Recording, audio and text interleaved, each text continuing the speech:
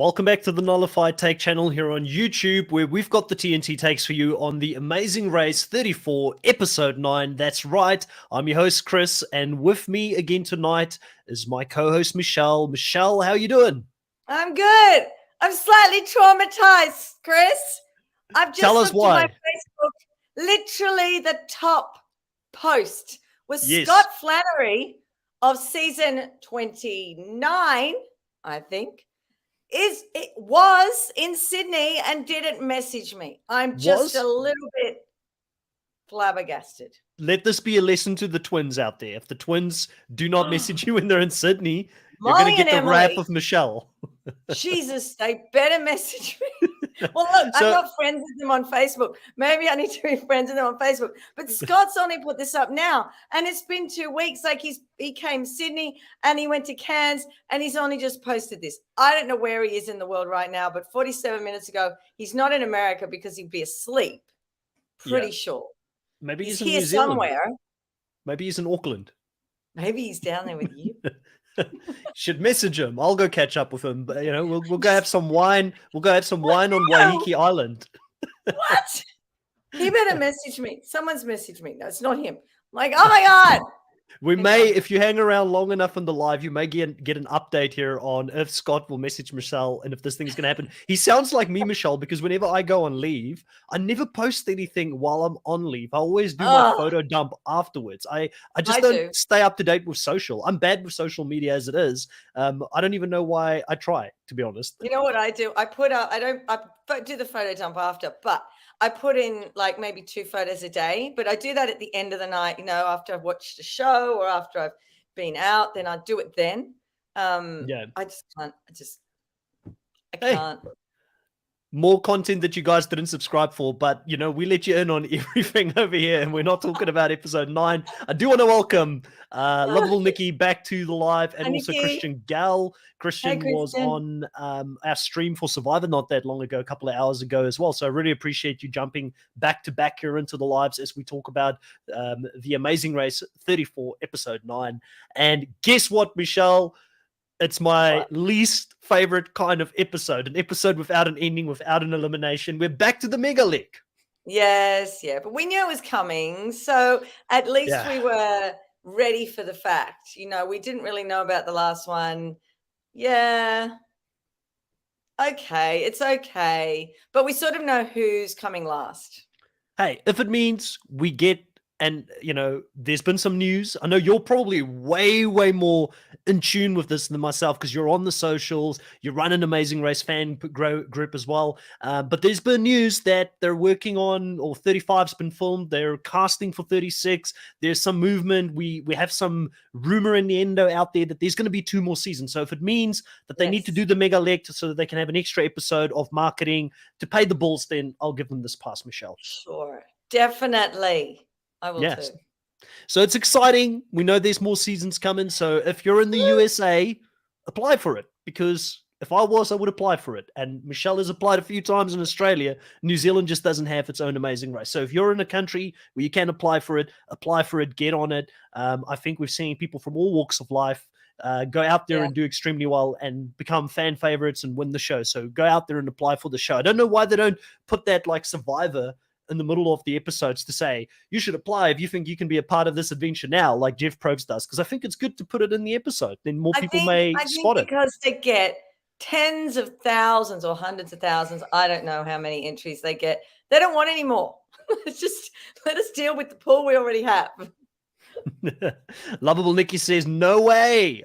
Exclamation mark. I'd be out first. I doubt it, Lovable Nikki. I doubt it. You do better than what you expect. You'd probably be out there. Just make sure you get a really good partner with you going out there that's got a very solid head on their shoulders, preferably not your partner, not the person you're married to or who you're dating, because in that case, you might be in a fight. Unless you're Claire and Derek. They seem to be, and actually quite a few of the couples this season have been handling the pressure really well, I feel like. I think so too. It's not like previous seasons where you see all these couples fighting. Yeah, I think they're doing a really good job. So even someone on the page, on the groups said, there's no one to really hate. And I'm like, well, is that a bad thing? You don't really need to hate anybody. I think we're so, indoctrinated that you've got to love somebody, you've got to hate somebody, and then you have the people in the middle. I don't think it has to be like that all the time. Yeah. Christian is saying, Chris, you should also cover Tough as Nails too for next year. Phil Kogan is the host of that show as well. Do you watch? I've never watched Tough as Nails. I've heard people tell me it's a really good show. Do you watch that, Michelle? I've watched one season. You know what? I've got Christmas coming up. I've got big school holidays. I'm going to watch another. I think he's got another 2 seasons out. He's got 3, so I'm going to watch the next 2. I plan, to obviously try and catch up on as much as I've missed. Which isn't too much. I tend to watch quite a bit and fit it all in. I'm going to be honest. I'm covering a lot right now with doing a full-time job. I'm covering the Challenge Australia. I'm covering Survivor, very soon Australian Survivor, doing the Amazing Race. I wanted to do the Amazing Race Australia, sadly couldn't fit that into my schedule because it's been pretty tight. It's hard for me to pick up extra shows at this stage, but I am very open to continuing to add more content to the show as we continue. Currently, I'm sort of eyeing and considering Traitors USA when that drops. I think that's one that I'm considering. So anybody listening to this, if you think you're going to be watching the Traitors USA and that you may be interested in that, maybe that's one I will do. Dropping? They haven't announced the premiere yet, but I believe that it will be somewhere in next year. Well, I think UK's in like a week, but they're dropping 3 eps. Well, they're showing 3 eps one after the other in the UK, and then they're going to drop all 3 online at the same time. So I'm going to watch that. Oh, I have to catch up on The Mole too. I haven't watched The Mole US. The Mole was good, but I think that some people who watched the old one really loved that and kind of looked at it through that lens, where I kind of gave it a pass. It's its own thing. It's Netflix. I enjoyed it for what it was worth. But the problem with 3 episodes a week is that's just insane to cover. It's hard. I know. What's the UK doing? They're copying us. Don't copy us. We're crazy. It's too much. It's a lot of content. It's overload. God, we've got Survivor will start in February, and that's 4 nights a week, isn't it? Or is it 3? I don't know. It's 3 nights. 3 nights a week. I lose my life. It's just great. Very tough for people that cover the show in any capacity. If you're doing, kind of recaps on it, if you're doing exit press on it, if you run a fan page on it, it kind of consumes your life for the time that's out. But Christian, I will consider it. I'll definitely consider it. Let's get into the actual episode 9 here. Yeah, my God, yes. We're only 8 minutes in. Malaga, We've Spain. already gone off the rails. Malaga, let's go there. They've got 30 museums. 30 museums. I don't know how many Sydney have, but I doubt we have 30 museums. That's just crazy. Yeah, but also the Spanish Empire and all, this goes back years and years and years. If you look at Australia and New Zealand, we're pretty young in comparison to those places over there in Europe. And that's why they've got that rich history to have those museums. So it kind of makes sense. But I did call it, Michelle, that I've been corrected by someone. Now, I do know Louis, I might double think myself on this now, has said that he does like it when someone pronounces his name as Louis, which is what I always do. But apparently he pronounces it as Lewis with an S on it. And one of the fans has said to me last week, it's Lewis, and you have to pronounce it that way. So now I'm going to double think it every time. It's pronunciation. Yeah. but I've got a guy I work with. It's spelt the same as that, but it's Louise with a Z. But it's Luis, and he's from South America. But I've got just to get into it, people always get pedantic on names, right? So one of my friends, his name is spelled Juan, which is John to us over here in Australia and also over in South Africa. It's not Juan? But if you go to Argentina or somewhere over there, it's Juan. Yeah, I know it is Juan. So I don't know why. Anyways, Lewis, apologies, that we got on about your name. The point here is that I was right about them actually speaking Spanish, or him speaking Spanish, because he's got a Spanish family. So I feel like it gave him a little bit of a leg up, and he kind of felt throughout this episode that he was on home ground. Yeah, I know. He spoke really well. So it was really interesting to hear someone speak Spanish well, because normally they've just got this high school Spanish and they speak it, really haltingly. And then he was just really fluent. So it sounded great. Yeah. And they started off in that first group. They had a 15-minute head start. We do now know that there was only 2 groups running this time. So luckily the last team wasn't 30 minutes behind. But they started off with Derek and Claire. They get to the first roadblock without any issues. Why were they on the top of a mountain? Why did they have to Yeah. run down a mountain so that we could look at the view? Probably. And it was a beautiful view, right? Get them working straight away. At least they didn't Yeah. have to run up a mountain. At least it's just running down. But I thought that was a strange start. But I mean, we did get to see a really good view.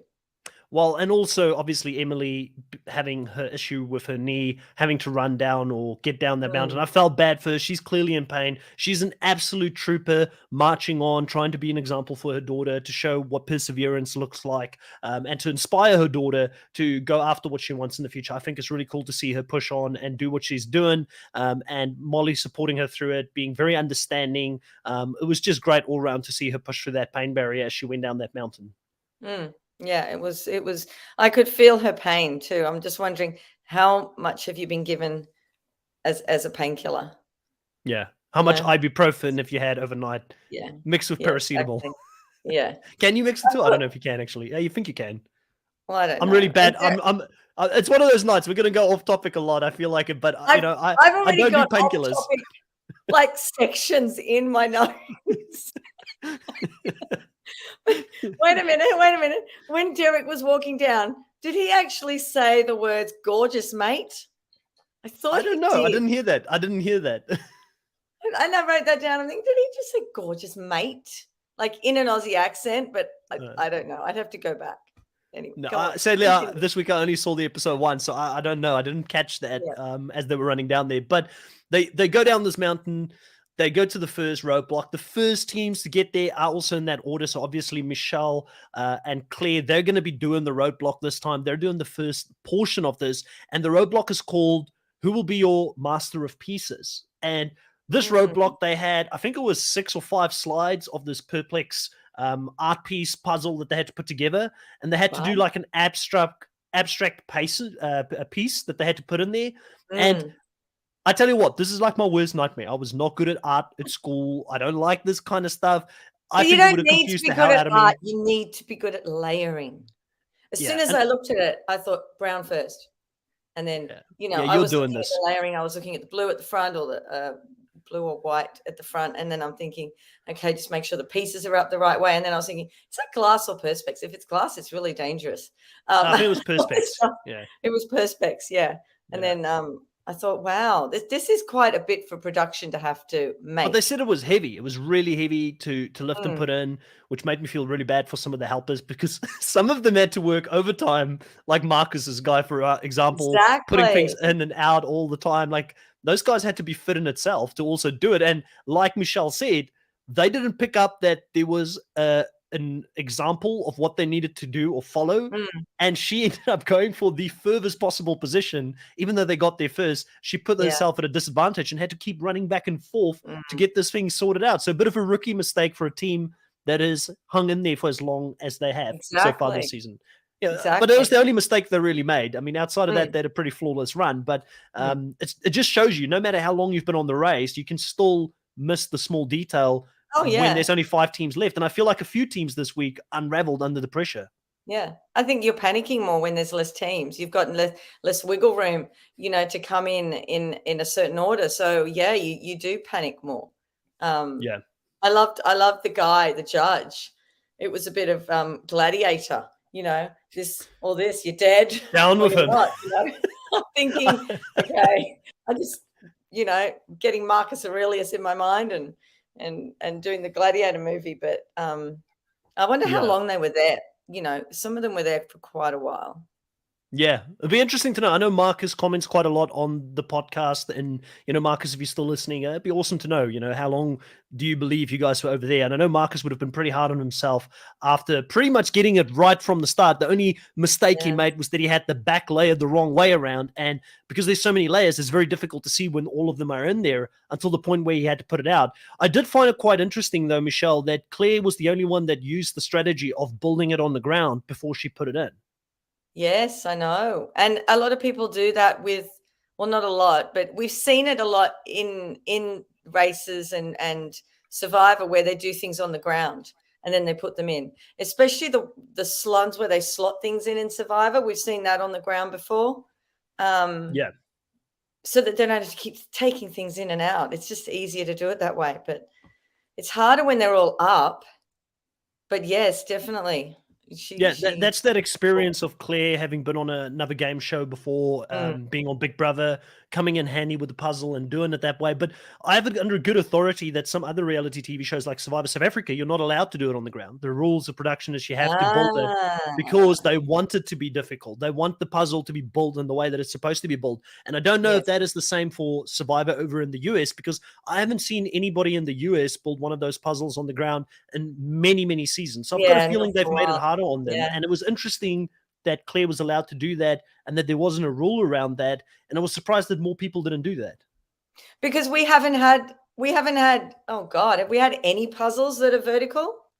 I mean, in Amazing Race, that they would have had to change the rules for? You're testing my memory at the moment. I don't know. And even if they have had a vertical puzzle, has anyone ever done it on the ground? If they haven't, then they've never had to, come up against that before production. Yep. We've got Aaron Nunes here in the live, who always comments on all of our podcasts after the live. It's good to have you on the live for a change, Aaron Nunes. Really, good to see you here. Welcome to the live. Yeah. So we've got them there at the Roadblock. In the order that they sort of leave there, I guess, Claire, she gets it figured out really quickly. She's out of there first. And then also another person who absolutely killed it and came from that second group was Aubrey. Hats off to Aubrey, because, as they're going to this roadblock, she's saying, listen, I'm trying to sort of like tame the beast within right now, but I'm ready to run this thing. I want to win it.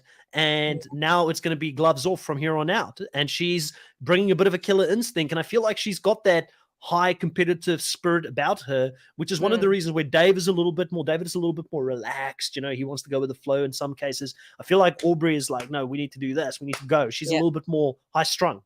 Yes. Yeah, definitely. And you need someone like that on the race. You need one of you to be like that at least. You need the balance. I feel like you do need, otherwise imagine two people being at that level. It'd be pretty insane to watch. I mean, we've had teams like that in the past. It's normally pretty explosive.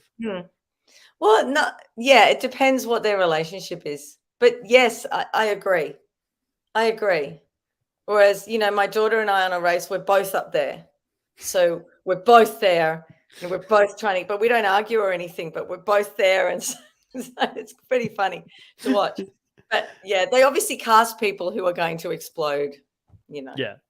100% why they, I think casted Dom as well this season. Obviously, she's long gone, but she was a high-strung personality as well, and didn't know when to turn it on and off like Aubrey does here in this episode. But she does really well. She ends up getting into that second place, doing a really, really good job.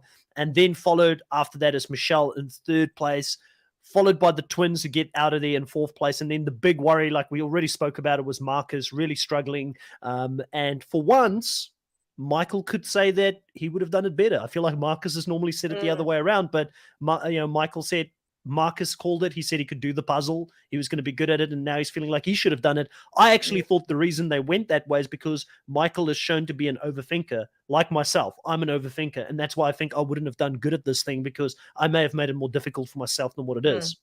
Yeah. Oh, yeah, you could. But I mean, that sort of puzzle is a different kind of puzzle. You can say you're good at puzzles, but something like that, it's all about perception, and you might be good at putting pieces together, but that sort of is God, it's like one of those 3D puzzles, which I don't even go near. So yeah, you've just got to have a different sort of brain for that kind of puzzle. I agree 100%. I don't know if it would have been my thing. Like I said, we already determined that if Michelle and I was on this race, Michelle would have been doing this roadblock out of the two of us. I would not have put my hand up, and you sounded a lot more confident about your ability to do this pretty well. Well, yes. I've had some success at puzzles, yes, in competition-wise things, yeah. Yeah. Listen, puzzles is not a problem. It's just, I think this specific type of puzzle was a lot more difficult than we probably appreciate sitting on the sidelines looking at it, because there's so many layers involved. It's an abstract painting, which can be difficult. And they're huge pieces to have to suddenly pick out. And that glass it looked like it didn't have glass, but it was so shiny on the front. It wasn't doing them any favors if they were in the wrong sort of area. You saw the judge moving around because the shine was really hard. It was really hard to see what was going on with the other layers. I think the sun on it or something. And I was going to say, it was also the weather. It was really hot. I noticed that it was in the middle of a square. There was no trees or anything like that. So they had the sun beating down on them while they were out And there. Molly and Emily actually looked like they were a bit sunburnt, or they've got a good build of a tan, because their marks on their back, they're going to have vicious tan marks. They could still have them. They were just really, you could really see where the skin was a lot darker. And I'm like, oh God, are you burnt? You look a bit red. This was when they were on the bikes that I noticed that. Yeah. Well, from here onwards, here we go. Let's have a look here. Nunes says, it being Picasso added another layer of complexity to the puzzle, obviously. And also the joke that Derek pulled on, I think, who was the person who was there that he said, I think it was David, and he said, where's the ear? It's not chopped off. And he's like, this one go. I'll try to catch you there. Good little joke. It's probably the only two artists that I really know is Picasso and Van Gogh, to be honest. Outside of that, I don't remember much from art class personally. Oh well, that's okay. Wasn't my favorite. Very much. I was good at the performing arts. I just wasn't good at like drawing. That's different. It's a little bit different. I was happy to see the bikes. That's what I was going to go into next. Yeah, so they have to take the bikes to go to El Cubo for their route info. And a really funny scene with Derek and Claire, and maybe Claire getting annoyed at Derek a little bit for the first time on the race as well. But Derek struggling with some real severe PTSD because he's had accidents on so many different things already. Oh, the accidents, were they in the series or were they just in his life? Because he named quite a bit of quite a few modes of transport. I'm like, I don't recall all that. Unless it wasn't, in the edit. I think it's in his life. I think I think he's had some accidents in life, and it's traumatized him a little bit. And being on a bike, obviously, it's not very well protected. You're not like in a vehicle where if something hits into you, there's a bigger chance you're going to be okay. I think he was a bit stressed out about that. But I really like those two together. I like the dynamic that they brought, because even after Claire got a little bit annoyed with him, immediately after she was like, oh, sorry, I shouldn't have, I understand you're not as confident. I'll take the lead type of thing. And they worked through it really quickly after that, I thought. Yeah, they were good. I'm really surprised actually that Molly and Emily went past El Cubo. They're just, it's not their leg, because they're quite cluey. And El Cubo, it just sounds like a cube. And they just went past it. Is that it? And didn't even at least do one, ride around the cube just to check, because it's called El Cubo. And it looked pretty big. It's really bizarre for them. It looked like a big cube as well, and it was kind of standing on its own to the side where it's hard to know how you would have missed it. But I mean, obviously, they were going through some stuff. They didn't miss it. This is the point. One of them saw it and said, oh, is that El Cubo? And then whoever was riding in front didn't look at it. And so they just went past. No.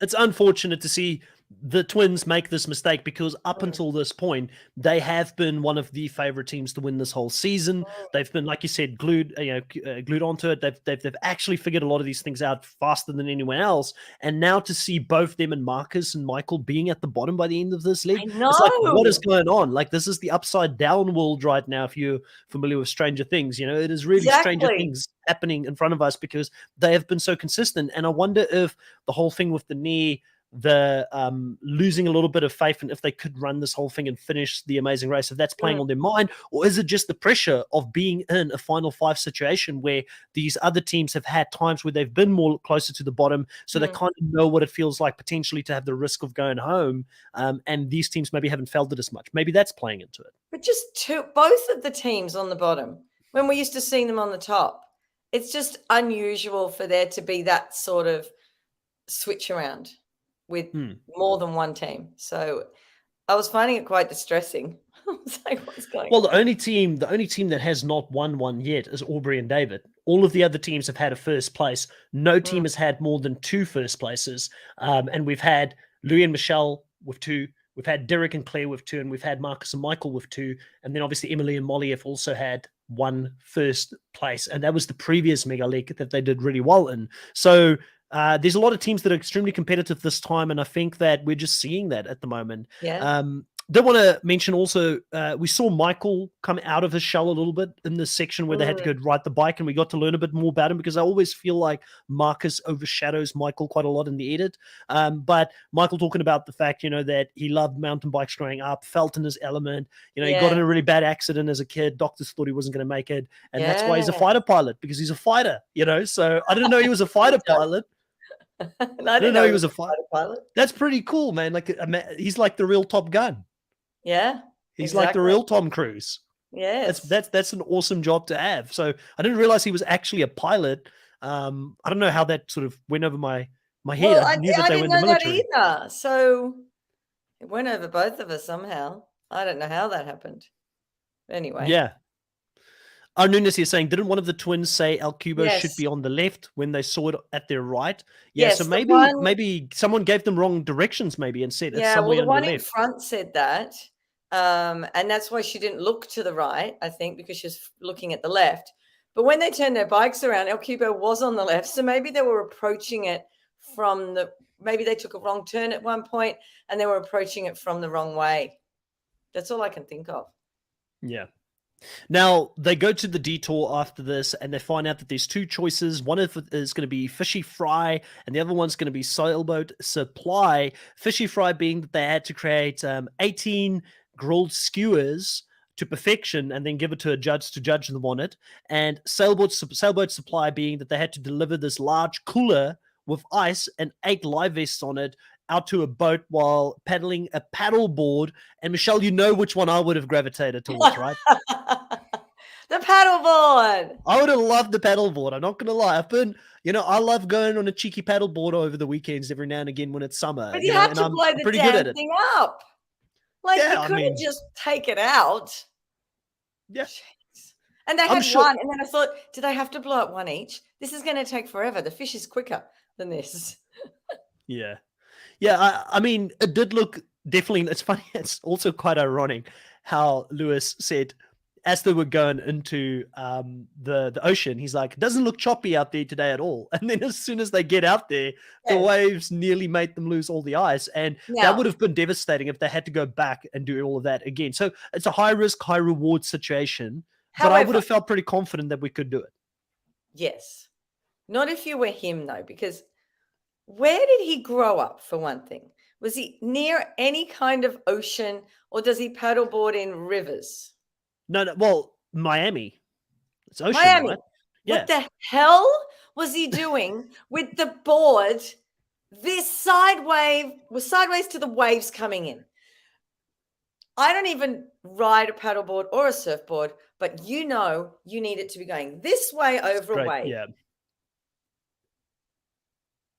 There was no thinking happening there. The waves coming. Yes, of course, everything's going to fall off. You have to hold the bloody ice bucket. Like, seriously. Yeah. What? Yeah. We live both coastal, like. Yeah, listen, I grew up in Cape Town, South Africa, Surf Central. I'm used to waves.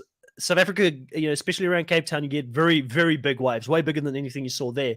Auckland and New Zealand's pretty tame. Like, if you go to the East Coast, it's almost like being on a swimming pool. There is no waves, really. It's almost just like one big swimming pool. But where I live, which is closer to the West Coast, there are some choppy waves out there as well. And I don't know how it got to the point. I think maybe he just lost control. We've got to understand he didn't just have the paddleboard. That ice bucket did look heavy. I'm going to defend him a little bit here. So maybe as it hit, he was, like he said, more concerned about keeping the ice bucket up and not letting that go down. Maybe Michelle is a little bit more to blame for not straightening the board out. I don't know. Like, I mean, it's a tough one.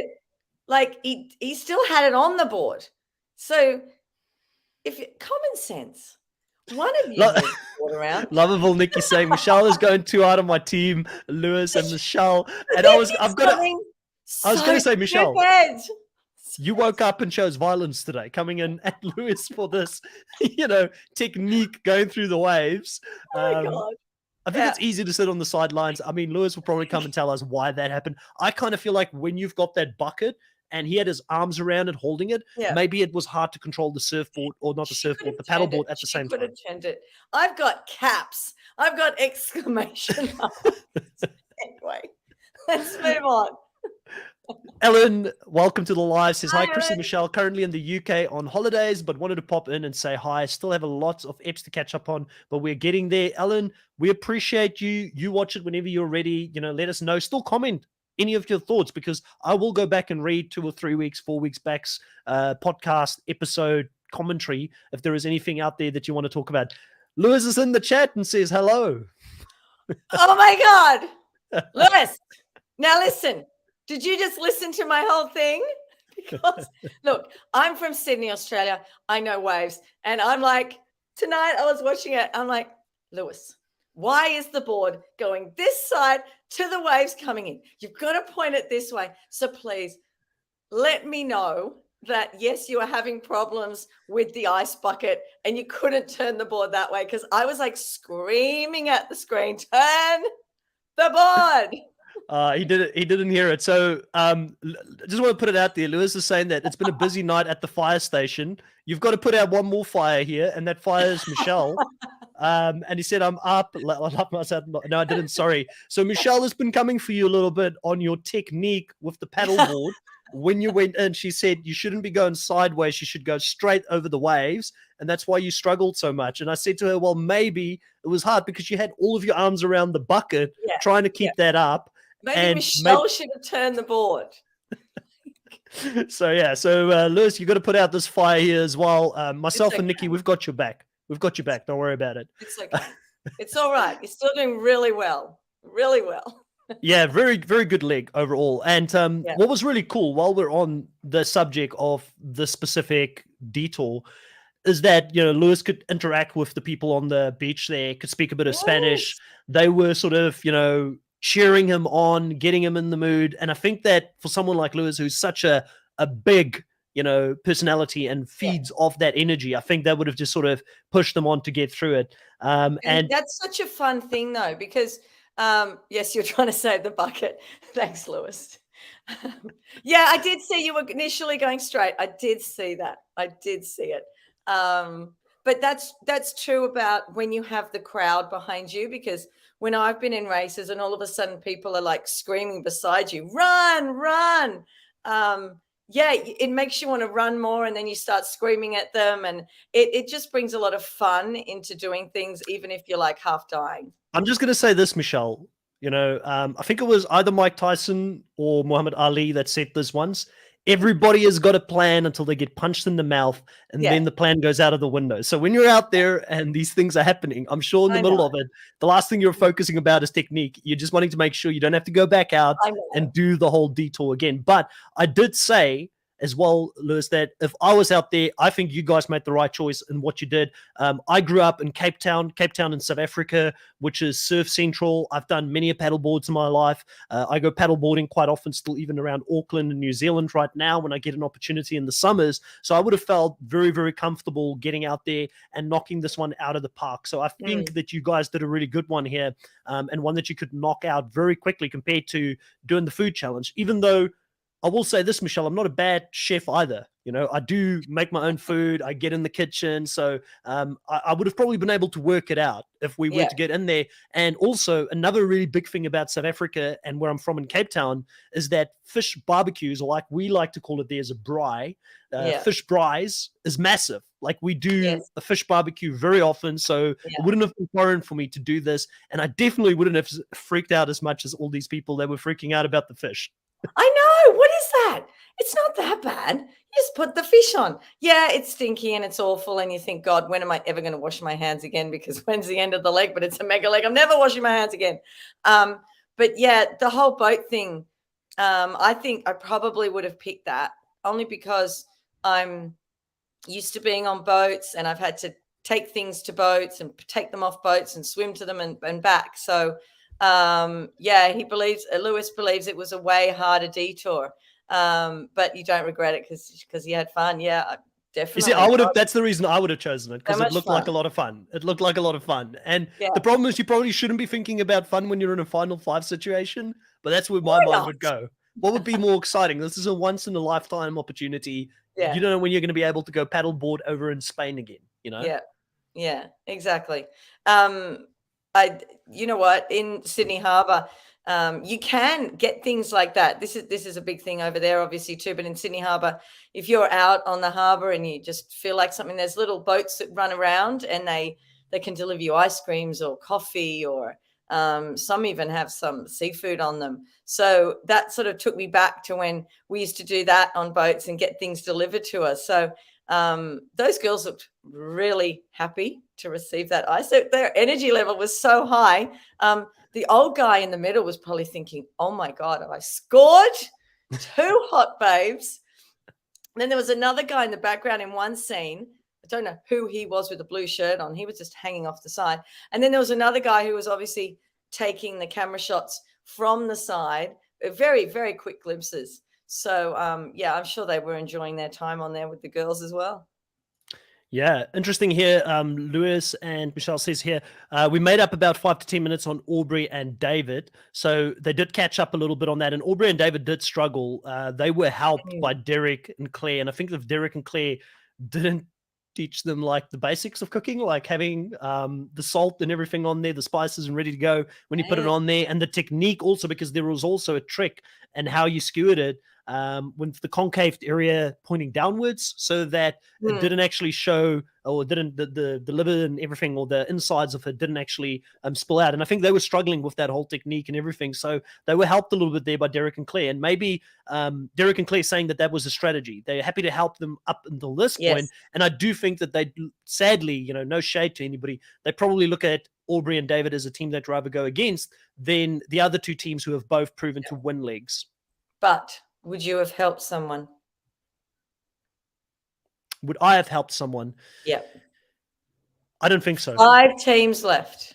Not at 5 teams. At 5 teams, I feel like it's risky, and I don't think Aubrey and David pays that favor back. Yeah. Not because, and you wouldn't blame them. I wouldn't blame them. I would be proud of Aubrey and David if they don't pay them back in the next round, because 5 teams left, like you said, anyone can go at this stage.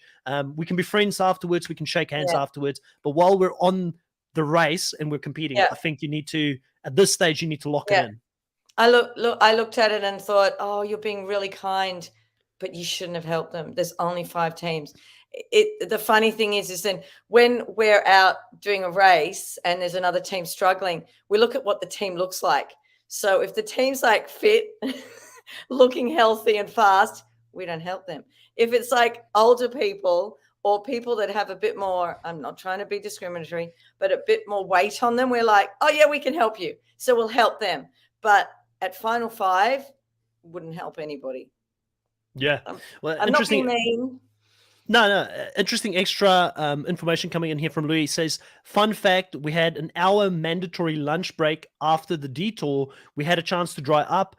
This only happens in mega legs. And then Nikki sort of asked about eating in general. And then he said, we normally eat in the hotels. And back in the past, people could, like, you get money each leg, or I don't know how that still works now. I'm sure there's still some money involved, because they don't really do as much public transport under the current format with some of the COVID restrictions, obviously. But people sometimes had to like think about, do I use my money to buy a Snickers bar, or do I keep racing? Because maybe I won't have enough money for taxis, which makes it quite interesting. But it's interesting that they did stop and that they did get a break here to eat, because obviously this is a very long leg, and it would be interesting to know how long the Megalac roughly took, I guess, over both legs when we get to the end of next week's episode.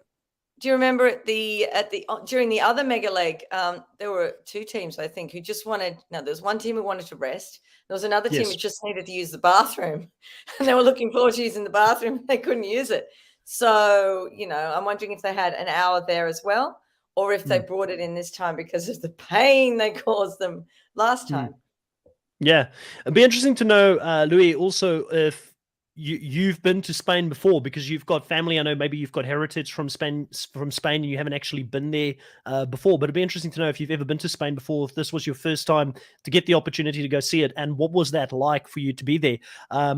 obviously, we'd love to talk to you at some stage after the season is over. So if you're ever keen on jumping on the podcast with us and everybody is okay at CBS with that, we'll love to reach out and have a chat afterwards, and maybe we'll ask some of that questions to you at a later stage as well. But quite interesting because, like you said, some people did take this opportunity not to go out there and exert too much energy because they wanted to conserve it for the second part of the mega leg as well. So Louis is saying that he would love to come on and talk, so that's awesome. I'll DM you at some point through Instagram from my Nullified Take channel, and we'll try and link something up when the season's over. I'd be very keen on that, to talk about your experience and what the show was like, because it's such a great life-changing experience. And I know that someone like Michelle has applied many a times to be on the Challenge Australia, and we're hoping, Louis, that Michelle. Sorry, not the Challenge, the Amazing Race. I'm talking about too many shows at the moment. Yeah. We're hoping Michelle gets on the next show, the next one for the Amazing Race. We need to see you on the Amazing Race Australia, Michelle. You know? Thanks. I need to see you on Amazing Race Australia. My God. Yes. Continue. We just need to send them this content. With you coming in with violence and, calling people out for not going over the waves in the correct way. And they'll be like, yep, we need that spiciness. Yeah, exactly. And you know what? I'd be like Lewis in energy wise. Yeah, my friend would have to calm me down. Yeah, so Lewis is saying that never seen the Amazing Race Australia, got to see it. Well, we'll talk to you about that off air, and we'll help you. We'll put you in the right place to go and check it. Lewis, season 2, you have to watch it. It's often called one of the best seasons worldwide in 20 years. Season 2. Crazy good. Anyway. Yeah, 100%. So what was your thoughts about these people that were struggling to like touch the fish, or they had like this thing about not eating meat and they can't do it, and it's hard to relate for me because I love my meat. I love eating meat. Yeah. I love any food. Even, many years ago when I eat like, I don't know, some ridiculous amount of caviar, I would have been fine with that. So I was dying to eat those sardines. They looked really good, actually. Yeah, no, they looked really good, really tasty. I think none of the teams really struggled here, but we do end up seeing at the end of this, the twins get there, and the twins, they just look frazzled throughout this whole episode. And Marcus and Michael actually catches up to them. So if I was a betting man right now, I would have to say that the twins are out. I mean, we kind of called it, unless Aubrey and David makes a mistake, because edit-wise, they haven't had the strongest edit. I just don't see it. I don't think Marcus and Michael is going anywhere. I think those boys, they're having a bit of a rough one here, but I'd be very surprised if we don't see them. And it was interesting to me as well when Lewis and Michelle was heading to the Detour. They were saying they're happy that they haven't seen the twins or Marcus and Michael, because they know those are the other two teams that are very competitive. Yes. Yeah, exactly. So it's your turn to tell me my team will be out. I told you enough. Telling me. Yeah, I mean, listen, and also it comes down to right now, these teams, like we've said from the beginning of the podcast right until now, I believe this is one of the most competitive seasons we've had. With so many teams that have won, that have been at first place. There's been a change in the leads quite a bit. And it makes for an exciting end game right now. Because one of the things, not so one is dominating, because the fans hate when one team is dominating. We never hear the end of it. And there isn't one team that's really weak. There were weak teams right at the beginning, but I think it's been a pretty strong season. I'll tell you how I do think the twins, the one scenario where I see them catching up in some way, is that it looked like, and we haven't been told where they're heading to next, but it looks like they're driving themselves there. So the twins are pretty good at navigating. They're pretty good at getting from point A to point B with the vehicles. Maybe that's where they catch up, and that's maybe where Aubrey and David have had some issues. They've made that switch now, though, with David reading the map, Aubrey driving, so that could come into play. But also Marcus and Michael, they're killers when it comes to reading a map and getting from point A to B. So a lot can still happen and can still change at this stage. We don't know kind of what the time differences are between these teams as they're heading into the second part of the Mega League, but definitely still everything is up there. It's a strange way to sort of look at the end of this. I always say, with not seeing a team eliminated, it kind of feels like a draw, or like football when you get a 0-0 score. It's just not you feel like you're missing something. But I am excited to see how the rest of the season turns out because, like Marcus said, this is now about getting a great position to get into pole position for that race to get into the top 3, where I believe when they go into the top 3, they'll all start together because that's what they did last season. And I think we're following that same format. Yeah, exactly. I can't remember. I'm not going to spoil it, but I can't remember where they finish. I sometimes know where they finish, but I don't look at how they finish or who's there. But yeah, it'd be interesting to see if any of the teams actually go to their home city, because that always helps in that final leg. 100%. Lovable Nikki here says that they got to eat the fish, which is always what I'd want to, what you wouldn't want to do, or what you want to do, because you say I'll take the penalty. So I don't know if you mean like you wouldn't want to do it. Yeah. It's interesting, off topic fact again, like growing up in Cape Town, eating a lot of seafood, eating a lot of fish. I wasn't always that keen on other seafood. I've only just recently started eating more like prawns and like that type of bit more exotic seafood that I never got into as a kid. It was always not, I don't know, something about it. It was too rich for my palate as a kid growing up. I didn't like it, but now I'm sort of like widening my horizons and I'm trying different stuff out. But I reckon for the most part, I'd be fine. I've always said, Lovable Nikki, the one thing that bothers me with the challenge, and I know you're a big challenge fan, you say here that Michelle host on the challenge would be epic. I don't know. You know what, Nikki? I watched the first episode or the first 2 episodes of the Aussie challenge. There's so much drama, like Big Brother drama. Just take me out of the drama and put me on that flying truck, whatever it was. I was looking at it and everyone's freaking out. All the contestants are coming out looking at this truck where they have to hold the pegs and go along. And I'm like, that looks like so much fun. Yeah. And they're all going, oh my God, I can't do that. Oh, that's freaking me out. Oh, it's going fast. I'm like, you've got a harness on, love. Just do it. It's the wrong, it's like different show, but it's the wrong people. They got too many Bachelor Love Island people on there. Bachelor in Paradise. Lovable Nikki says, no, I'm always hungry. I would have, when they delivered the food, I wanted to eat it. Someone said they could not. So if they said you couldn't, she'd take the penalty. And then Lua also saying loves fish. And he's got very creative. Got the fish emojis there with catching the fish. Really like that. So I would have been all over that. I think that, like I said, just certain things I'm a little bit against, and some of you just wait until you see what they have to eat on the challenge later on. It gets pretty gross. But that's it here for this week. I feel like we've kind of covered everything. Thank you so much for everybody that's jumped into the live. Louis, for jumping in, taking part. It was so awesome to have your insights here on the channel. Like I said, I definitely will reach out to you at some stage when the show sort of concludes, and we'll make sure to get that exit interview, or hopefully a winning interview, right? Because you've been supporting the channel. At this point, it's kind of hard because yourself, Marcus, and has also been on here, and then also we've had, I believe, Molly as well on here as well, commenting as well. So thank you so much to everybody from this season that have been so engaging and talking to us. It makes it harder to shout for a team now because you guys are all awesome. We just need one of those three. One of those three. All been in.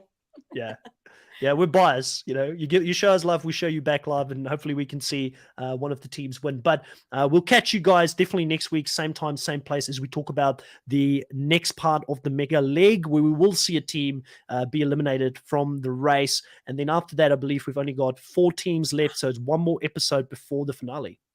Before we go, I've had an update on the Scott thing. All right, let us know about it. Oh, okay. He said, Michelle, you should drag me. We were driving every day, so there was little downtime. Next time when I have more breathing room, you're on. Oh, my God. He makes races, honestly. I'll get you. Yeah, so Louis, if you ever come and visit Sydney, make sure to let Michelle know she wants to be your tour guide. She wants to show you around. We'll go paddleboarding on Bondi Beach, and we'll turn the boards the correct way. All right. Thank you, everyone. We'll catch you next week. Bye. Bye.